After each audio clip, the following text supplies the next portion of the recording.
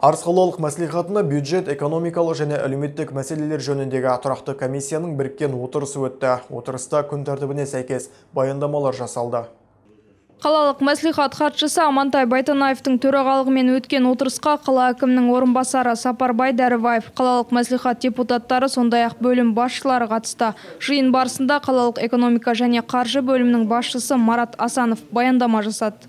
Жергілікті бюджет қаражат есебінің кіші бағдарламасы 149 ерекшелікке 200 теңге, 159 ерекшелікке 2 миллион 505 мың теңге, елді мекендер көшелер жарықтандыру бағдарламасына 1 миллион 127 мың теңге, елді мекендерді абаттандыру көгалдандыру бағдарламасына 2,5 миллион теңге, елді мекендерді санитарлық қамтамасыз ету бағдарламасына 3 миллион теңге.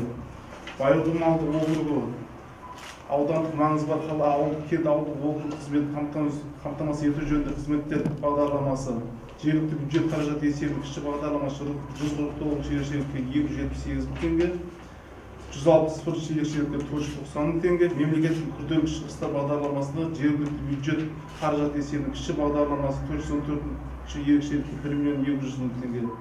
Елді мекендерді абаттандыру мен көгалдандыру бағдарламасы жергілікті бюджет есебінен 650 мың теңге, елді мекендерді санитарлық қамтамасыз ету бағдарламасына 3 миллион теңге.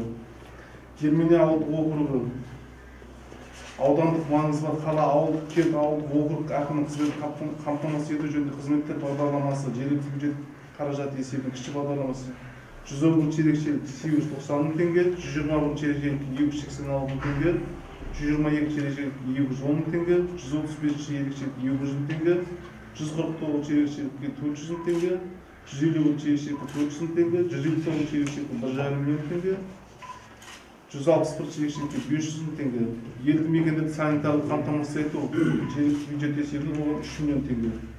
Отырыс барысында бірқатар негізгі мәселелер көтерілді. Мәслихат депутаттары қала ішінде жылдамдықты асыра айдайтын жеңіл көлік жүргізушілер мен қоқысты арнайы қоқыс жәшігіне салмай қаланың тазалығына немқұрайлы қарайтын тұрғындармен арнайы ескерту жұмыстарын жүргізу керектігін айтты.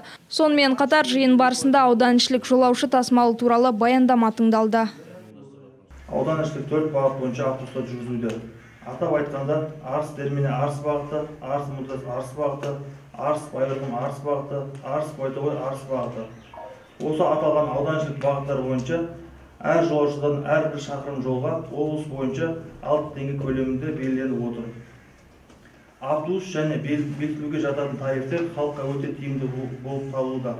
Мысалға айтсақ, Арыс қаласы Байырқұм елді мекеніне дейін такси құны 1000 теңгені құрайтын болса, автобуспен құны 2 есеге азайып 480 теңгені құрап отыр.